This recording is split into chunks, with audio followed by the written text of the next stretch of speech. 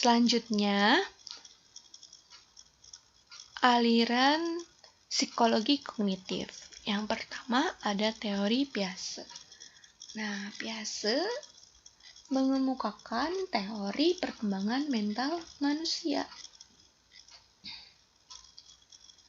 Nah, ada 4 tahapan perkembangan manusia. Yang pertama, tahap sensori motor, berlangsung dari lahir sampai usia 2 tahunan.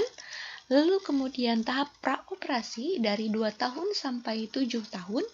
Tahap operasi konkret dari 7 tahun sampai 12 tahun dan tahap operasi formal dari 12 tahun sampai dewasa.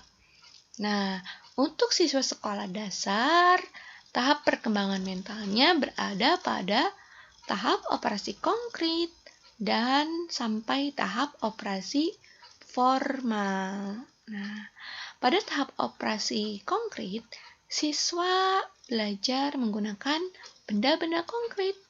Makanya di sekolah dasar disarankan pembelajarannya itu ya menggunakan benda-benda konkret. Apalagi konsep-konsep matematika yang abstrak gitu ya, harus dikonkretkan. Atau tadi kan seperti penjelasan tadi, matematika itu diajarkan dengan metode induktif dari contoh-contoh dulu, baru akhirnya digeneralisasi atau dibuat kesimpulan. Misalkan seperti ini, ketika misalkan siswa belajar perkalian, di awal konsepnya siswa menggunakan benda konkret dulu untuk memahami bahwa perkalian itu adalah penjumlahan berulang. Misalkan dengan menghitung berulang pensil siswa-siswa di kelas, seperti itu. Nah, ketika sudah paham konsepnya dengan konkret, benda-benda konkret, nah, di kelas 6, ketika siswa menemukan masalah perkalian lagi, tidak lagi menggunakan benda konkret karena pemikiran yang kelas 6 itu sudah abstrak. Nah, gitu. Sudah pada operasi formal, misalkan 2 dikali 24 itu ya sudah bisa menghitung secara formal. Nah, lalu kemudian teori Dins. Menurut teori ini, dengan menggunakan berbagai sajian representasi tentang konsep matematika, anak-anak dapat memahami secara penuh konsep tersebut. Misalnya, guru menyajikan beberapa gambar persegi dengan ukuran sisi berlainan. Nah, ada yang misalkan perseginya itu sisinya 6 kali 6, ada yang 10 cm kali 10 cm, ada yang 25 cm kali 25 cm gitu. Nah, itu ya sama, itu namanya persegi gitu, bahwa persegi itu bangun datar yang mempunyai 4 sisi dengan panjang sisi yang sama. Nah, oke, selanjutnya teori Brunner. Dalam mempelajari matematika, seorang anak perlu secara langsung menggunakan bahan-bahan manipulatif berupa benda konkret yang dirancang khusus dan dapat diotak-atik oleh siswa dalam berusaha memahami suatu konsep matematika. Nah, ada 3 tahapan. Yang pertama tahap enaktif, yang kedua tahap ikonik, dan yang ketiga tahap simbolik. Nah, pada tahap enaktif, anak mengotak-atik benda konkret. Misalkan ketika kita akan mengenalkan pecahan setengah 1/2, kita bisa menggunakan apel surabi misalkan, atau jeruk. Nah, nanti dibagi 2 sama besar. Nah, lalu di tahap ikonik, anak belajar dengan gambaran dari objek yang dimanipulasinya. Tadi surabi itu bentuknya lingkaran, misalkan dibagi 2, jadi setengahan. Nah, pada tahap ikonik itu belajar dengan gambar lingkaran dibagi 2, kan seperti itu. Nah, lalu di tahap simbolik, anak belajar dengan notasi atau simbol, tidak tergantung pada benda konkret dan gambar. Misalkan setengah, ya setengah itu ya 1/2. Ketika anak belajar mengenai penjumlahan setengah ditambah setengah, anak tidak lagi menggambar setengahan ditambah setengahan, tapi langsung 1/2 ditambah 1/2. Nah, lalu selanjutnya teori Van Hill.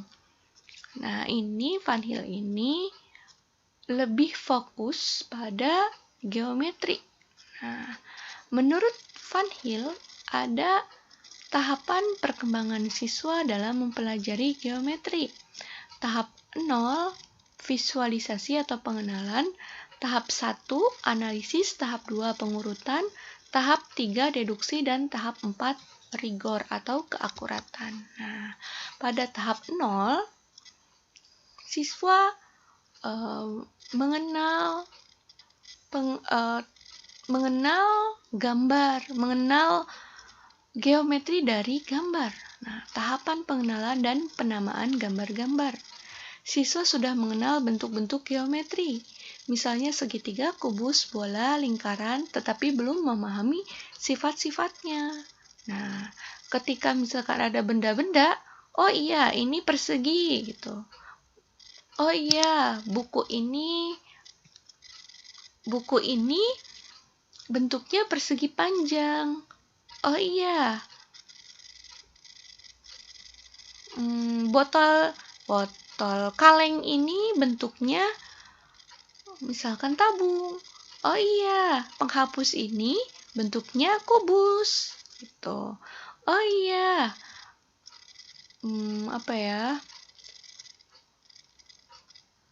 daun jendela ini bentuknya persegi panjang gitu.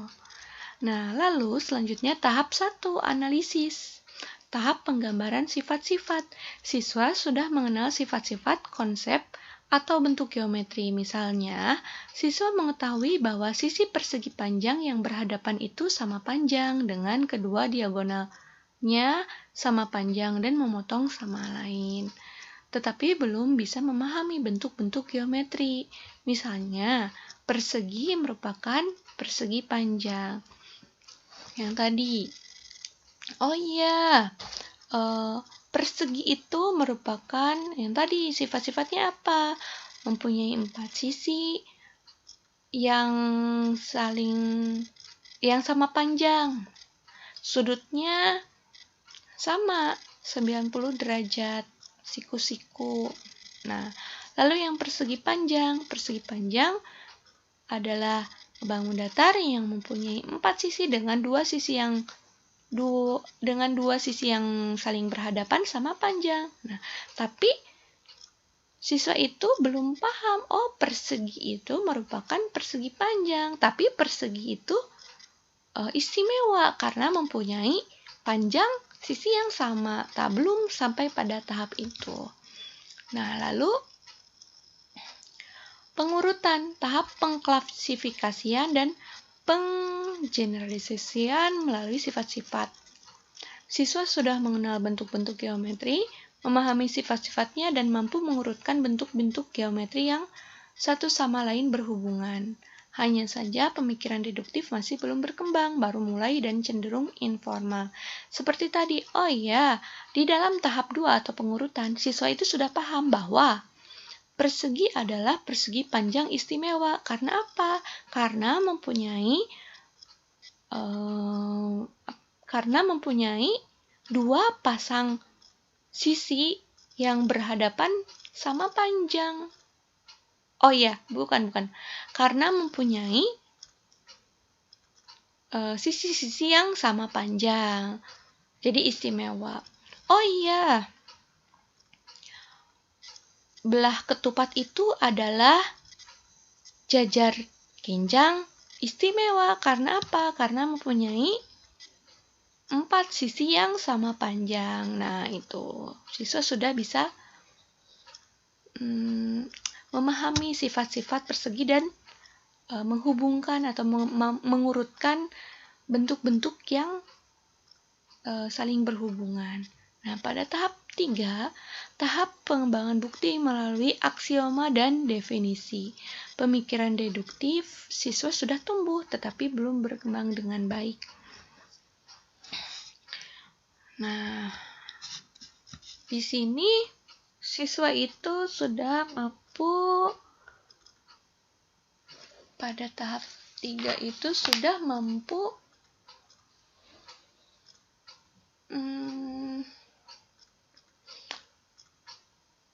mengklasifikasikan bentuk-bentuk karakteristiknya. Nah, bahwa gambar yang mempunyai 4 sisi adalah segi 4. Meskipun segi 4-nya itu ada yang beraturan atau tidak. Kan yang tadi tuh.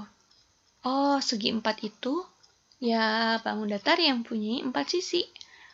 Tapi siswa bisa jejar genjang, belah ketupat, persegi panjang, yaitu apa? Yaitu segi 4 sama gitu. Definisinya itu segi 4 adalah bangun datar yang punya 4 sisi. Tuh. Nah, tahap 4, rigor atau keakuratan, tahap di mana individu bekerja dalam berbagai sistem geometri. Siswa sudah dapat memahami bahwa adanya ketepatan presisi dari apa-apa yang mendasar adalah penting. Nah, usia sekolah dasar biasanya hanya sampai pada tahap 3 pertama. Sampai tahap pengurutan.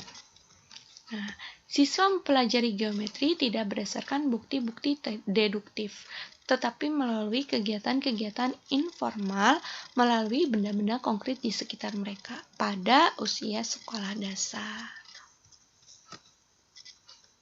Terima kasih.